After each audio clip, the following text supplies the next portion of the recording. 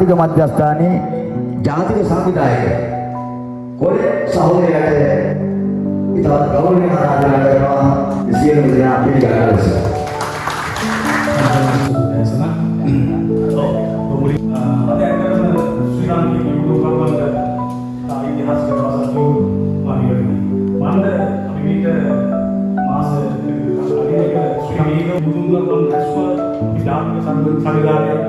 අපි බෙහෙවුවා.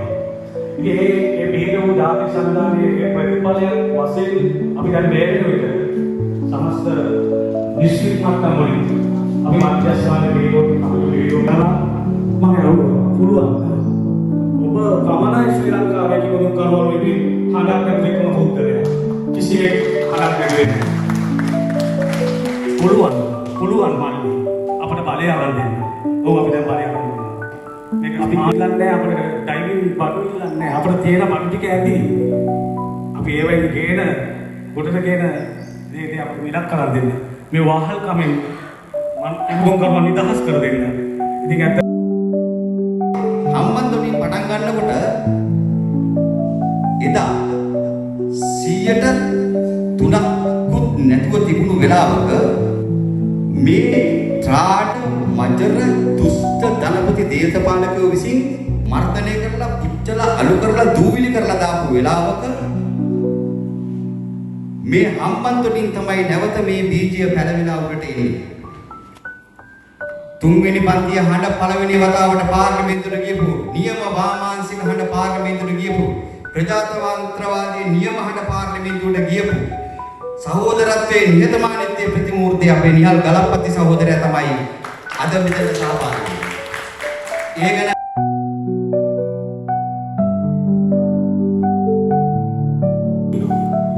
ඉස්සලම අපි කිමුතුම් කරවව අපි දැක්කේ ෆිල්ම් වල. ඉතින් එතකොට අපි දැක්කේ ආරක්ෂක පද්ධති වලට. ඊට පස්සේ ආයේ වරායවල වල ඇතුලේ ඩැමේජස් හදන්න ඒත් කිමුතුම් කරවව. ඊට පස්සේ නැව් රිපෙයාර් කරන්න. ඊට පස්සේ ආයේ තව තියෙනවා ඉකෝ ටුරිසම් කියලා මේ අර පරිසර පද්ධතිය වීඩියෝ කරලා අපි අයි channel වල එහෙම දැක්කා. මේ රිසර්ච් වලට අපි සාම්පල් ගන්න පොළොවේ යට තියෙන පරිසර ඒ සාම්පල් ගන්න අපි ඒ එහෙම කිමුදුම් කරුම අපි උපයෝගී කරගත්තා. දැන් අපි ඒ කිමුදුම් ඒ ශාස්ත්‍රය අපේ දීවර ශාස්ත්‍රයට සම්බන්ධ කරගෙන තියෙනවා. දීවර ශාස්ත්‍රය කියන්නේ ඇත්තටම මං හරිම ආදරණීය ශාස්ත්‍රයක්. මොකද මම දීවරයෙක්ගේ පුතෙක්. අපි තාත්තලත් එප්පම් වල රස්සා කරපු කට්ටිය. ඉතින් ඔය අපේ තාත්තලත් ඔය හිටපු ගාම්ම ගල් වල මේ දැල් පැටලුනම්ම ඔය උගොල්ලෝ දාන ඔය උපකරණ නැතුව තමයි ඒගොල්ලෝ බහැලා ගිහිල්ලා ඒවා බේරගන්නේ සමහරවිට. ඔය තෙප්පම් වල යන අය. ඉතින් ඒ වගේ මමත් ඒව දැකලා තියෙනවා. මොකද පොඩි කාලේ තාත්තලත් එක්ක මූදු ගියපු ළමයි. ඉතින් දැන් වෛද්‍යවරයෙක් වෙලා දැන් ගම්පහ දිස්ත්‍රික් විධායක එහෙම වුණාට අපේ හදවත දීවරයත් එක්ක ලොකු සම්බන්ධකමක් තියෙනවා. ඒ අපේ කල්චර් එක සංස්කෘතිය. ඒ නිසා දීවරයන්ගේ මොකක් හරි වුණාම මැදිහත් වෙන එක තෘප්තිමත්ව සම්බන්ධ වෙන දෙයක්. ඉතින් මට දැන් දීලා තියෙන වගකීම වෙන්නේ මේ දීවර මේ කිමුදුම් කරුවන්ට ඇති වෙන්න පුළුවන් මේ ඔයගොල්ලන්ගේ ප්‍රොෆෙෂනල් ඩිසීස් ඇදෙන්න පුළුවන් කෘත්‍රිමය ලෙඩ රෝග මොකක්ද කියන එක චුට්ටක් කියලා දෙන එක. ඉතින් මේකේ තියෙන භයානක ඒවා තියෙනවා සුළු සුළු ඒවා තියෙනවා. භයානක ඒවා පැත්තෙන් ගත්තොත් අර ඔයගොල්ලෝ දන්නේ බෙන්ස් කියලා අහලා තියෙනවා. ඉතින් ඔය බෙන්ස් කියන්නේ මේ ඔය එකපාරට උඩට එනකොට ඇති වෙන අර අපේ ලේවල දිය වෙලා තියෙන ගෑස් එක එකපාරට ගෑස් එක විතර බුබුලක් විදිහට රිලීස් වෙලා උඩට එනකොට ප්‍රෙෂර් එක අඩු වෙන නිසා වතුරේ ගියේ. ඉතින් ඔය එක තව ලොකු වෙලා වටේ එන හරිය බ්ලොක් වෙනවා.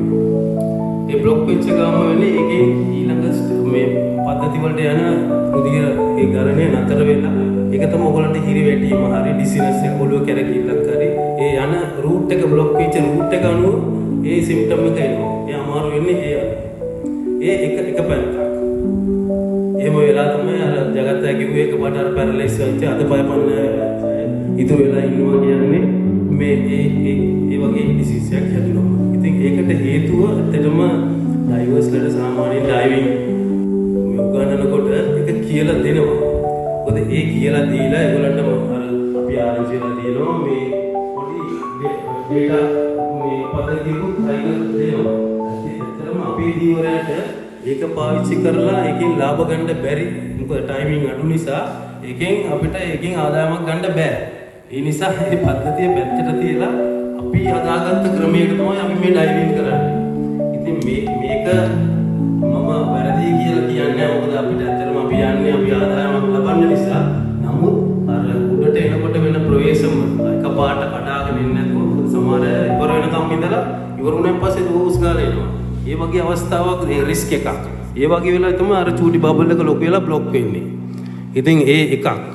අනිත් එක තමයි ගැඹුරට යනකොට තියෙන මේ වතුර ප්‍රෙෂර් එක යටට යන්න වැඩි ප්‍රෙෂර් එක වැඩි වෙනකොට එකපාරට ගියාම පල්ලෙහාට එකපාරට යනකොට මේ අපිට ඇති වෙන්න පුළුවන් මේ එළියෙන් එන වතුර ප්‍රෙෂර් නිසා ලංග්ස් වලට මේ ලෙඩක් එන්න පුළුවන්. කියන්නේ පේනවලු පද්ධතිය අපේ මේ ඉලයට තද වෙනවනේ ප්‍රෙෂර් එකට. තද වෙනකොට අපිට වැඩිපුර උස්ම ගන්න බෑ. ඇතුළට ප්‍රෙෂර් එක වැඩි. එකපාරට ගියොත් ඒ ප්‍රෙෂර් ලෙවල් මේ දිය වෙලා තියෙන ගෑස් සමහරට චූටි බුබුලු වෙනවා. ඔය හරි දැන් මොළේ පැත්තට යන නහර එක. ඒකට යන ආට්‍රිය කියලා කියන්නේ ධමනි පැත්තට ගිහිල්ලා රවුම ඇවිල්ලා බ්ලොක් වුණොත් එතකොට මොළේ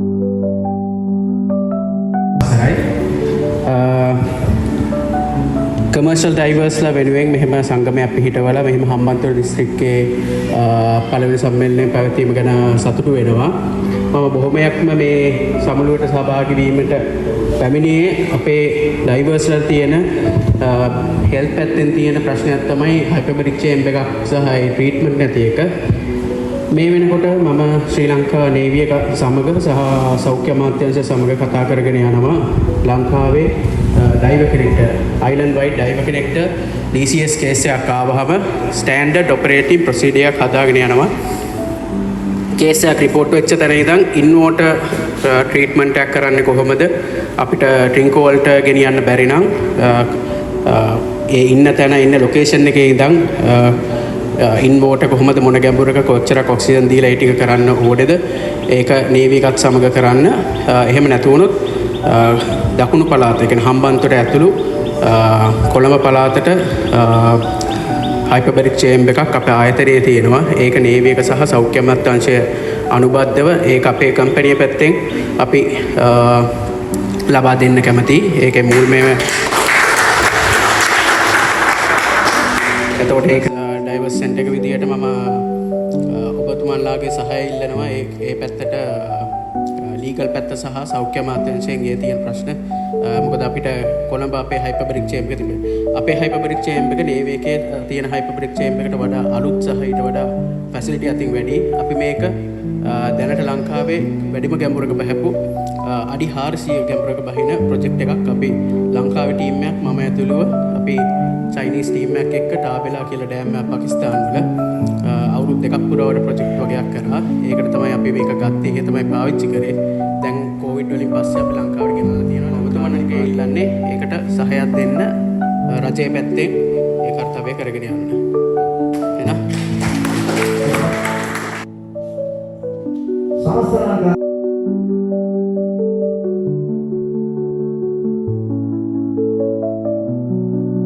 එතනින් පුංචි හැඳින ගැනීමක් මම හඳුනගත්තා කොලින් සහෝදරයාගෙන්. හැබැයි මම නම් දන්නේ නැහැ කිව්තුම් කරන්නේ ගැන මේ අද අහපු තොරතුරු අනුව වෛද්‍යතුමාගේ කතාවට සවන් දුන්නම විදුහල්පතිවරත් අපරත් ඉගෙන ගන්න ගොඩක් දේවල් තිබුණා. ඉතින් කොලින් සහෝදරයා වරින් වර මගේ ළඟට එනවා. යොදගන්නේ ඇවිල්ලා යාගේ අදහස මට කියන්නේ. මට මේ වගේ ලියුමක් හදලා දෙන්න, මට කොළඹ යන්න තියෙනවා, මට ගලප්පත්ති සහෝදරයා හම්බ වෙලා මේක කියන්න තියෙනවා, අපේ සංගමේ පිටව ගන්න තියෙනවා. මේ විදිහේ ඔය කාලපරාසය තුල වරින් වර ඔහුගේ අදහස අනුව මම ලියුම් ලියලා දුන්නා. එහෙමද? ඊට පස්සේ පසුගිය කාලෙකදී ආයෙත් කිව්වා සර් අර අපි ඔබතුමා ලියාපු ලියුම් දැන් ටිකක් ක්‍රියාත්මක වෙමින් පවතිනවා. මට හරි සතුටුයි. ඒ නිසා මේ රැස්වීමට එන්න මේක ලොකු වැදගත් වැඩක් කියලා මට කිව්වා. මම කල්පනා කරා ඇත්තටම රැකියාවල් වලින් ජීවිතය සමග පොරබදන රැකියාවක් බව මම ඔබට කියන්න ඕනේ නැහැ. ඔබ මට කිව්වොත් ඒක මම පිළිගන්නවා. ඒ වගේ මේ උඩට යන එකයි යටට යන එකයි පොළොව මතු පිට ඉන්න එකට වඩා වෙනම. මට එතුමා කිව්වා ඔබතුමා තමයි මේ උපදේශක හැටියට අපි හම්බන්තොට පත් කරගන්නේ කියලා එතුමා මට නම් කරා. මට තනතුරු මොකුත් එපා. හැබැයි මට ඔබේ අදහස කෙනක් දුන්නොත් මට පෑන හොඳට හුරුයි නේ. එතුමාට මම කිව්වා ඒ නිසා කොලින් සහෝදරයා මම දන්නේ හැටියට පුදුම කැපවීමක් මේ සඳහා තියෙනවා. මේ ගියපු හැම අවස්ථාවකදීම ඔහු කිව්වේ අපි වෙනුවෙන් හඬක් නගන්නට මේක කරන්න ඕන සර්. මේක කරන්න ඕන වැඩක්. ඒ නිසා අපිට මේ අය සහයෝගය දෙනවා. ඉතින් අද අපේ ජයසිරි සහෝදරයා අපේ ප්‍රාදේශ සභාවේ ජාතික ජන බලවේගයේ ඉදිරි තිසමාරාමට නායකත්වය දෙන එතුමා එක්ක අපි මේ ගමන ඉදිරියට යනවා. මේ අපේ අනාගත ප්‍රාදේශ සභාවේ සභාපති වෙන්න ඉන්න පොඩි වෙලාවක් හරි ආරාධනා කරනවා අපි එච්.එල්. ජයසිරි සහෝදරයට ආමන්ත්‍රණය ගන්න කියලා. හරි. හම්බන්තොට දිස්ත්‍රික් පාර්ලිමේන්තු මන්ත්‍රී සහ දිස්ත්‍රික් සම්බන්ධීකරණයේ කමිටුවේ සභාපති ආදරණීය නිහල් ගලප්පති සහෝදරය, ඒ වගේම මේ අවස්ථාවට සම්බන්ධ වෙච්ච සමස්ත ලංකා කිමුතුකරුවන්ගේ සංගමේ සියලුම ගෞරවනීය නිල මඩුල්ලෙන් අවසරයි අපේ හිතවත් විශ්‍රාමලත් ගෝල්පති තිලක් මහත්මයාණනි, ඒ වගේම මෙතන දැවැන්ත කාර්යභාරයකට උරදෙන කිමුතුම් කරුවන්ගේ සංගමේ සියලුම සමාජික මහත්තුරුනි, මම හිතන්නේ ඊටාම වැදගත්ම අවස්ථාවක්. මොකද අපේ රටේ මම හිතන්නේ අපේ රට බොහොම පල්ලෙහාට ආර්ථික අතින් දුෂ්කර තැනකට වැටිච්ච මොහොතක්, ඩොලර් හොයන්න ඕන මොහොතක්. එවන් මොහොතක මේ මුලින් කළ කතාවලදී මට තේරුණේ මේ කිමුතුම් කරුවන් කරන කාර්යභාරය අපේ ආර්ථිකයට දැවැන්ත හයියක් ශක්තියක් වෙන ඉඩක් තමයි තියෙන. ඒක බොහොම හොඳ එකක්. ඒ නිසා පළමු කොටම හම්බන්තොට දිස්ත්‍රික්කයේ කිමුතුකරුවන්ගේ සංගමයේ පිටෝලා පවත්වන මේ දිස්ත්‍රික් සමුළුවට පළමු කොටම අපේ ස්තුතිය, ගෞරවය, සුභාශිංසන පළමු කොටම පෙන්නනවා. මේ කාර්ය දැවැන්ත වූ කාර්යභාරය කරා යන්න ශක්තිය, ධෛර්යය, හැකියාව, වෙරවීරිය ඔබ හැමෝටම වැඩි වැඩියෙන් ලැබෙන්න කියලා අපි විශ්වාස කරනවා. මෙතන කියපු විදියට මම හිතන්නේ ලොකු සංයමයක් තියෙන්න ඕන. ඒ වගේම අපි ඉක්මීමක් තියෙන්න ඕන. බැලන්ස් එක විශේෂයෙන්ම පරිසරය, මොහොත, මේ වටපිටාව මේ සියල්ලම ඕන විදියට තියාගෙන අපි ආදායම උපයන තැනකට යන්න ඕනේ. ඒ වගේම නිශ්චිතයි අර වෛද්‍යතුමා කිව්වා වගේම පුහුණුව, අපේ අවබෝධය, අපි පිළිබඳව තියෙන සෞඛ්‍ය තත්ත්වය පිළිබඳව අපි හොඳ තත්ත්වයක්, විශ්වාසයක් ගොඩනගා ගත්තොත් අවදානම අඩු කරගන්න පුළුවන්. ඒ වගේම විශේෂයෙන්ම මම හිතන්නේ තිස්ස විශේෂයි. ඒක ඔබට කියන්න ඕන. දැවැන්ත වැඩක් කරපු තැනක් තිස්ස. මම හිතන්නේ අපට ආණ්ඩුවක් තිබුණේ නැහැ, අපට පළාත් සභාවක් තිබුණේ නැහැ. හැබැයි අපි ලංකාවේ හොඳම අංක 1 පළාත් පාලන ආයතන විදිහට ගොඩ නැගුවා. ඉස්සරහට අපේ විශ්වාසය තියෙනවා. ඔබතුමන්ලාට අපි සහතිකයක් දෙනවා. අපේ කොටසේ වගකීමක් මේක. ඔබ සමාජිකයෝ. ඔබ වෙනුවෙන් ඔබ යන ගමනේදී මතන ජීවිත ගමන සාර්ථක කරනවා වගේම රටට ආර්ථිකයක් හොයන දෙන කණ්ඩායම ඔබ වෙනුවෙන් සහතික කරලා කියනවා ආයතනයක් විදියට ඉස්සරහදී අපි මේ වගකීම ඔබ වෙනුවෙන් ඉටු කරනවා. බොහොම ස්තුතියි. ගරු සභාපති හම්බන්තොට දිස්ත්‍රික් පාර්ලිමේන්තු මන්ත්‍රී ගරු නිහල් ගලප්පති මැතිතුමා ඔබ අමතනවා. සමස්ත ලංකා පොදු දීවර සම්මේලනයේ කිමිතුම්කරුවන්ගේ ජාතික මධ්‍යස්ථානයක් සම්මේලනයක් ඒකට සම්බන්ධ වෙච්ච සමස්ත රටේම ඉන්න කිමිතුම්කරුවන්ගේ මැදිහත් වීමෙන් ඉතාමත්ම සාර්ථකව පසුගිය වකවානුවේ මීගම උපදේශදී ආරම්භ කරා. ඉරි දැක්කා. ඉනිසා මං හිතන හැටියට අපේ ජගත් සහෝදරය කියාපු විදිහටම එහි සාකාවක් විදිහට ඒ සම්මේලනයේ දිස්සික් අනුකණ්ඩයන් දීවර කර්මාන්තය කිමිතුකරුවන් මේ ක්‍රියාවලියට මැදිහත් වන බලපදේශවල විශේෂයෙන්ම දීවර ක්ෂේත්‍රය සම්බන්ධ කරගෙන පිළිටවන්න ඕන කියලා තමයි මම කෘතියට අදහස් කරගෙන හිටියේ. ඉතින් ඒ සුබදායක පණිවිඩය තමයි පළවෙනි වතාවට ඒ ජාතික සම්මේලනයෙන් පස්සේදී හම්බන්තොට දිස්ත්‍රික්කයෙන් ආරම්භ කරන්න හද අත්පොත්තියන්නේ. ඉතින් අපට හරි සතුටක් දැනෙනවා. ඒකත් අපිට හම්බන්තොට දිස්ත්‍රික්කය තුලින් මුල්ගල් තබන්න මේ අවස්ථාවට සම්බන්ධ වීමට හැකි වෙනවා. ඒ නිසා මම කිම්දුම්කරුවන්ගේ ජාතික මධ්‍යස්ථානයේ ඒ සභාපති අපේ ආදරණීය ජගත් සහෝදරයා, ඒ වගේම වෛද්‍ය රොසයි සහෝදරයා, ඒ වගේම අපේ ලේකම් සහෝදරයා, ඒ වගේම භාණ්ඩාගාරික සහෝදරයා ඇතුළු වෙ හැමදෙනාම මේ මොහොතේ හැම කෙනාගේම අවසර පතනවා. ඒ වගේම අපේ හම්බන්තොට දිස්ත්‍රික්කයේ මේ කර්තව්‍යයට සම්බන්ධ වෙලා කරවුර දෙමින් අපට අපව දිරිමත් කරන අපේ උපදේශක අපේ විදුහල්පති සහෝදරයා, ඒ වගේම අධිෂ්ඨාන පුරවරේ තමුන්නාන්සලට සුවිශේෂී අත්දැකීමක් ලබා දීලා අද තමුන්නාන්සලගේ මේ කර්තව්‍යයට ඉතාමත්ම සත්භාවයෙන් අත්හිත දෙන්න මෙතෙන්ට පැමිණලා සුපදු ඉදිරිපත් කරපු අපේ අනාගත අධිෂ්ඨාන පුරවරේ ප්‍රාදේශ සභාවේ නියත වශයෙන්ම සභාපති දුරෙන් පිදුම් ලබන ආදරණීය ජයසිරි සහෝදරයා ඇතුළු කරුණාකර සියලු දෙනාගෙන්ම මම මේ මොහොතේ අවතර පතනවා. විශේෂයෙන්ම මම මතක් කරන්න ඕන අපේ ගෝල්ඩන් සහෝදරයා මේ කටයුත්තට ලොකු ශක්තියක්, ලොකු ධෛර්යයක්, ලොකු මැදිහත් වීමක් ඌ සිද්ධ කරා. මම ඌට ඒ දුන්නු පොරොන්දු මගේ පැත්තෙන් මම ඉෂ්ට කරා වගේම ඔහුත් අපරටම ඔහුගේ කර්තව්‍ය ඉෂ්ට කරා. මම හිතන්නේ ඒකේ ප්‍රතිඵලයක් වශයෙන් තමයි අද අපට පුළුවන් වුණේ මේ ඓතිහාසික අපේ හම්බන්තොට පුරවරේ ඉස්සමහාරාමට කිරින්දට රැඳවිලා මේ අපේ ජාතික සම්මේලනයේ දිස්ත්‍රික් සම්මේලනය ආරම්භ කරන්න ශක්තිය දුන්නේ ඔහු.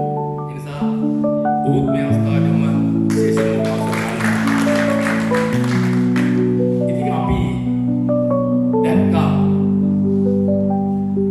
මේ කිම්දුම්කරුවන්ගේ ජීවිත, මේ කිම්දුම්කරුවන්ගේ බලාපොරොත්තු, මේ කිම්දුම්කරුවන්ගේ අපේක්ෂාව.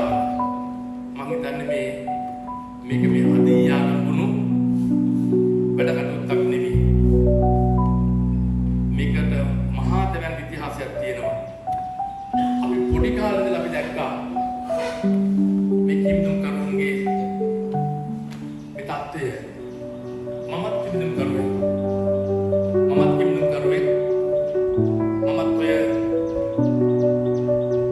මාස් දාගෙන ගිහිල්ලා පොතුවිල් ප්‍රදේශේ, පානල් ප්‍රදේශේ, උල්ල ප්‍රදේශේ, ඒ වගේම අපේ ඉතංගල්ල කිරින්ද මේ ප්‍රදේශවල අපිත් කර දෙක කිමිදිලා ඒ අතංගු ගහලා ඔකිරිස්සෝ අල්ලලා තියෙනවා කිමිදිලා මුහුදයට ගිහිල්ලා. ඉතින් මට මතක් වුණා අපේ ડોක්ටර් අර ඩිසීස් ගැන, රෝගී තත්ත්වයන් ගැන කියපු අවස්ථාවේදී ડોක්ටර් මටත් සෑහෙන ගැටලුවක්කට මුහුණ දෙන්න සිද්ධ වුණා. මමත් අවිද්‍යාත්මකව, විද්‍යාත්මකව නෙවි දෛව කෙනෙක් විදියට කිවිඳුකරුවෙක් විදියට ඒ කටයුත්ත කරාට පස්සේදී මට ආවත් හද හිසේ කැක්කුමක්. ඉතින් මේක ඉවසන්න බැරි වුණා. ඊට පස්සේ මං හිතාගෙන හිටියේ මේක සමහර ලාවට මේ ඉරුව රදයක් කියලා බෙහෙත් ගත්ත හරි ගියේ නැහැ. ඊට පස්සේදී අපේ තංගල්ලේ ඔය ඩයිවර්ස් කෙනෙක් හිටියා ડોක්ටර් දොස්තර මහත්තයෙක් සේන වික්‍රමසූරිය කියලා. එයා දැන් නැති වෙලා එයත් ඔය අර යාන්ත්‍රික පිටිවලින් ඔය කොප්පරු තලපත්තු එහෙම මේ කරපු කෙනෙක් අල්ලපු කෙනෙක් ඒ වගේම ඩයිවර් කෙනෙක්.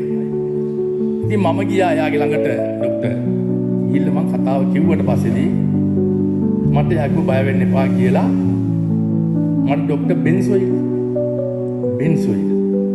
බෙන්සොයිල් මට කිව්වා අරගෙන ඒක උණු වතුරට දාලා වාෂ්ප කරන්න. වාෂ්ප ඒ කියන්නේ අදින්න කියලා ඉවරලා. මං ඒක ඇද්දට පස්සේ මට හොඳ වුණා.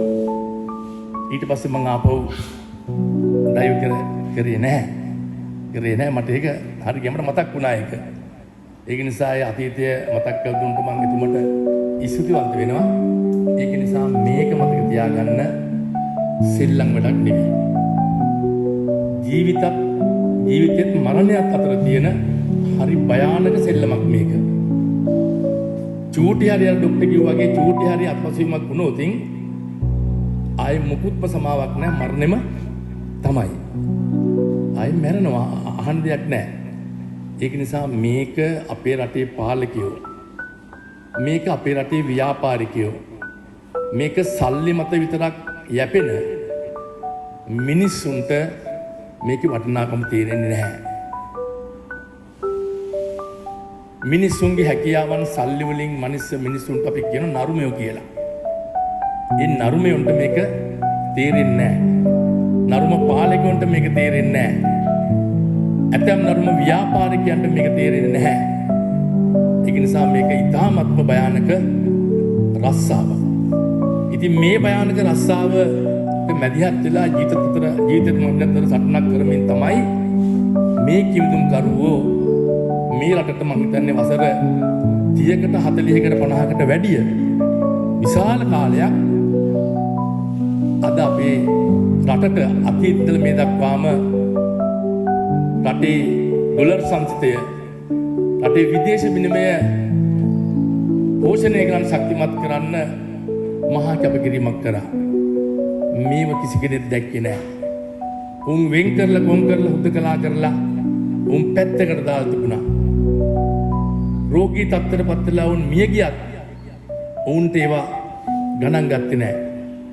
ඒක නිසා දවසක් හරි මේ වෘත්තියේ යෙදිච්ච කෙනෙක් විදියට අපි දැක්ක මේක භයානකම. නමුත් අපිට ඒක දැක්කට අපිට පියාට තිබුණේ නැහැ පියාඹින්න. නමුත් අපි ඇතෑරියේ නැහැ. අපි ඒ ශේත්‍රන මිනිස්සුත් එක්ක පුද්ගලිකව කතා කරා. අපි ඔවුන්ගේ ප්‍රශ්න තේරුම් ගත්තා. අපි ඔවුන්ගේ අදහස් තේරුම් ගත්තා.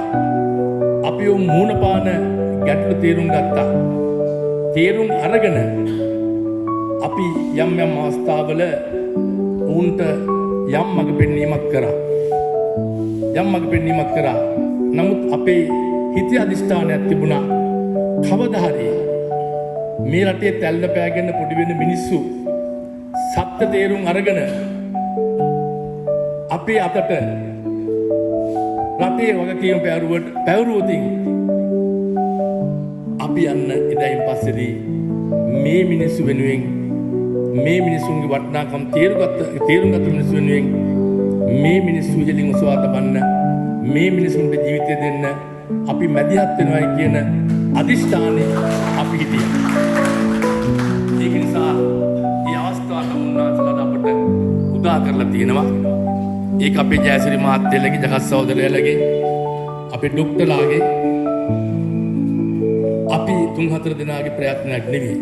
මෙතෙන්ට පැමිණිලා නැති මේ රටේ සමස්ත සිංහල දෙමළ මුස්ලිම් බර්ග මැලේ ඒ ජනතාවගේ අදිෂ්ඨානය තමයි අද මේ මල්පල යන්නලා තියෙන කියන අපි විශේෂයෙන් මේ මොහොත ප්‍රකාශ කරන්න ඕන. ඒක නිසා අපට යන්න තියෙන දී ගමනක්. මේක ආරම්භය විතරයි. ඒක නිසා අපි දන්නවා අපේ ජගත් සහෝදර කිව්වා වගේම සංචාරක ව්‍යාපාරයෙන් විදේශ ප්‍රේෂණ වලින් අපනයන ආදායමේ තවත් විවිධ ප්‍රධානයන්ගෙන් ඒ හැම එකකින්ම අපේ රටේ විදේශ විනිමය පෝෂණය වෙනවා. ඇඟලුම් ක්ෂේත්‍රයෙන් කර්මාන්ත වලින් අපේ විදේශ විනිමය පෝෂණය වෙනවා. නමුත් ඊට සමානම ඊට සමගාමීව මේ මහා දෙවන්ත ජීවිතේ පරදුවට තබලා මේ කර්මාන්තයේ නියලන මේ සේවය නියලන මේ මිනිසුන්ගෙන් මම හිතන හැටියට සක්‍රිය මේ කටයුත්ත බැඳගත් මිනිසුන්ගෙන් ඊට සමාන මහා දැවැන්ත විදේශ විනිමය ප්‍රමාණයක් අපේ රටට ලැබෙනවා. අපි මේක අමතක කරලා හිටියේ. අපි මේක මගහැරලා හිටියේ. මං හිතන්නේ ඒ නිසා අඛණ්ඩව පවත්වාගෙන යන්න ඕන නම් මේ මිනිසුන්ට ජීවිතය දෙන්න ඕන. මේ මිනිසුන්ගේ කැපකිරීම හරියට වටහා ගන්න ඕන. මේ මිනිසුන්ට ශක්තිය දෙන්න ඕන. මේ මිනිසුන්ට පිහිට වෙන්න ඕන. මේ මිනිසුන්ගේ මේ රැකියාව ඉහළින් ඔසවා තබන්න ඕන. මේ මිනිසුන්ට ඒ අදාළ සමාජ තත්ත්වය ඒ අසමානතාවයෙන් ඒ මිනිස්සු මුදවලා ඒ මිනිසුන්ට නිසි තැන දෙන්න ඕනේ කියලා අපි අදහස් කරගෙන ඉන්නවා. ඒක නිසා මම අද බලාපොරොත්තු වුණා මම එනකොට කතා කරා අපේ සමස්ත ලංකා බෞද්ධ දීව සම්මේලනයේ ජාතික සංවිධායක හිටපු මේ කිරින්ද බල ප්‍රදේශයට ඇවිල්ලා අපේ මේ දීවරයොත් එක්ක දිගින් දිගටම මැදිහත් වෙලා දීවරුන්ගේ ප්‍රශ්නවලට දායක වෙලා දීවරයොත් එක්ක උරෙන් උර ගැටලා දීවරයෝ මෙහෙන් කොළඹට නම් ගිහිල්ලා ඒ දීවර කර්මාන්තෙට දීවරයට පැන්නගෙන ප්‍රශ්නවලට මැදිහත් වෙලා උද්ඝෝෂණවලට නායකත්වය දීපු අද අපේ වර්තමාන දීවර නියෝජ්‍ය මාත්‍ය රත්න ගමගේ සහෝදරයා අද මම ඉනින් මොහොතේ කතා කරා. ඉතින් ඔහු මේ මොහොතේ බරපතල විදියේ රාජකාරී වැඩක නිරත වෙලා ඉන්නවා මාත්‍යංශේ ජගත් සහෝදරයා දන්නවා. ඒ නිසා අද ඔහුට මෙතෙන්ට එන්න අවකාශ නැහැ. ඉතින් නමුත් ඔහු ඉල්ලීමක් කරා ඔහුගේ සුභාශාංශනේ ඒ වගේම කරපු දේ ඔහුගේ මැදිහත් වීම ඔහු මේ සම්මේලන දිස්ත්‍රික් සම්මේලනයට ඔහුගේ ශක්තිය ධෛර්යය ලබා දෙනවා වගේම මේ ජීවිතුම් කරුවන්ට මුහුණ දීලා තියෙන ඒ ප්‍රශ්න වලට මැදිහත් වෙලා අමාත්‍යංශයේ නියෝජ්‍ය මාත්‍යවරයා විදියට උන්ට අනාගතය සකස් කිරීමට වගකීම් බාර ගන්නවා කියන පණිවිඩය මෙතෙන්ට දෙන්නේ කියලා මට විශේෂයෙන්ම දැනුවත් කළා. ඊට මොහොතකට මට කතා කරලා කිව්වා අයියේ මම කියන්නේ කියලා ඉවරලා. ඉතින් ඒක නිසා කර්මාන්ත පිළිබඳව දීවරයේ දුක වේදනා පිළිබඳව දීවර ශේත්‍ය පිළිබඳව දීවරයගේ පිළිබඳ හැඟීමක් තියෙන ඒ වගේම දීවර ජනතාවගේ ජීවිත පිළිබඳ හැඟීමක් තියෙන කර්මාන්තයෙන් ඔසවා තැබීමට එහෙම වුණාවක් තියෙන කෙනෙක් විදියට මම හිතන්නේ ඔහුගේ මැදිහත් වීමත් අපේ මේ වැඩ කටයුත්ත ශක්තියක් සැපීමට පුළුවන් වෙයි කියලා අපි විශ්වාස කරනවා. ඒක නිසා ඔබ තනි වෙන්නේ නැහැ. තනි කරන්නේ නැහැ. අවුරුදු 25ක් 30ක් තිස්සේ තැන් වල හුදකලා වෙලා නේද? අයාලේ ගිහිල්ලා වක්කීමක් නැතුව ආරක්ෂාවක් නැතුව බලාපොරොත්තුවක් නැතුව ඔහි ඉබාදාතේ ඇදිලා ගිය මේ මිනිසුන්ගේ ඒ ඡේද වාචකයට අපිට මම හිතන දෙයට අතීත දෙන්න අවස්ථාවක් ලැබිලා තියෙනවා. ඒක නිසා අපි ඒක කල්පනා කළා තමයි සමස්ත ලංකා බෞද්ධ දීව සම්මේලනයේ විදියට පසුගිය දවස්වල රටේම ඉන්න ඒ කිම්දුම් කරුවන් ඒ සහෝදරවරුන් සියල්ලම එක පිටකට එකතු කරලා අපි අපේ මේ පොසත් රටක් ලස්සන ජීවිතයක් ජාතික ධන බලවේගී තමුන්නාන්සේ දාපු ආණ්ඩුවේ ඒ තේමා පාඨය සාක්ෂාත් කරන්න අපි පළවෙනි සම්මේලනයේ මීගම උපදේශයේ අපි සියලු දෙනාගේම මැදිහත් වීමෙන් තියුවා. කොලින් සහෝදරත් මම රටේට හම්බන්තොට සික්කේ නියෝජනය කරමින් නියුතෙක් විදියට ඔහු ගිහිලා තියෙනවා. ඒක නිසා දැන් අපි පළවෙනි වැඩේ ආරම්භ කරලා තියෙනවා.